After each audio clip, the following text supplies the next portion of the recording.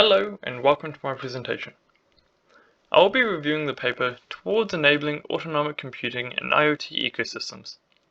I will discuss the main points of this paper, its relevancy, and give some critique as to limitations found in this paper. This paper was published in 2019 in the International Conference on Dependable, Autonomic and Secure Computing. This paper addresses the growing issue of managing IoT ecosystems. The problems facing IoT ecosystems are the managing of interconnectivity of large amounts of IoT devices and intelligently allocating resources in these systems.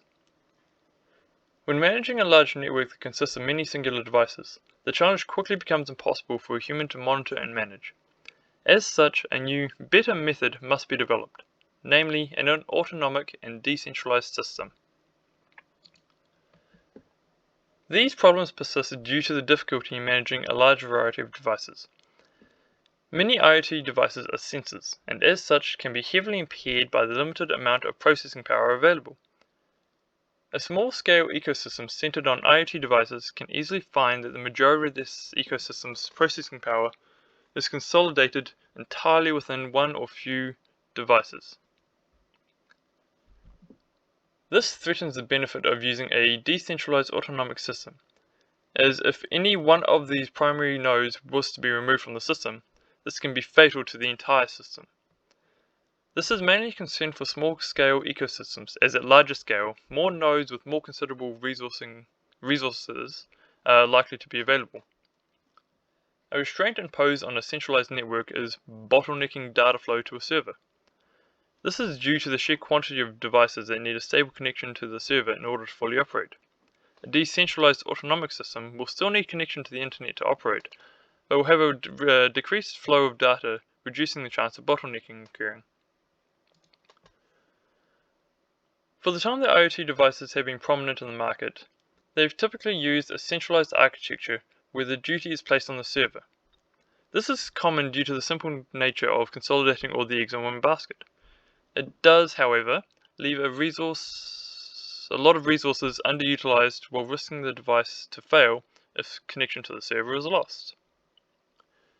Historically, there has been no need to apply autonomy to IoT devices, if there has been too small a number to justify. This has changed in recent years with more devices than ever being connected to the internet.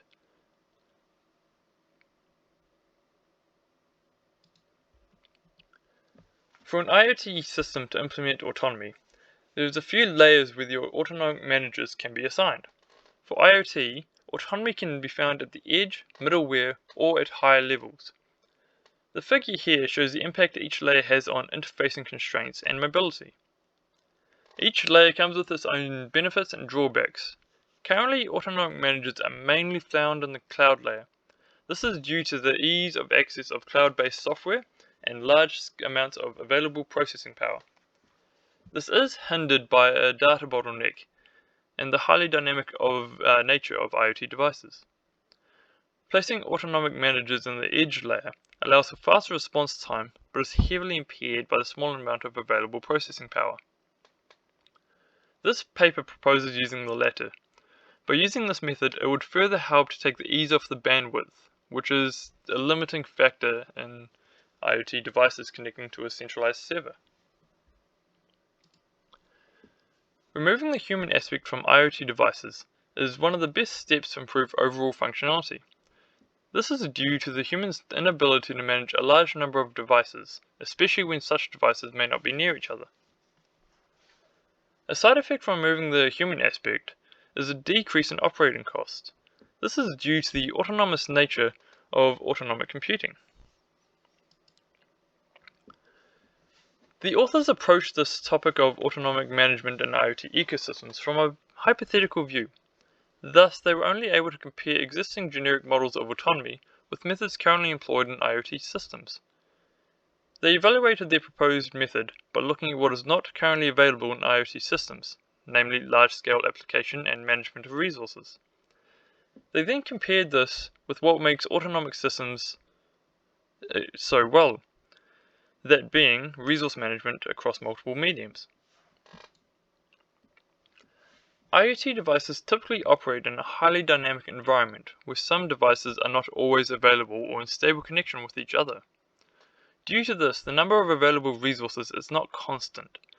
This poses a challenge to autonomic managers as they are not designed for dynamic environments, and thus will need to be heavily altered to work in such a volatile and decentralized environment. This concludes the presentation on towards enabling autonomic computing in IoT ecosystems. Thank you for your attention.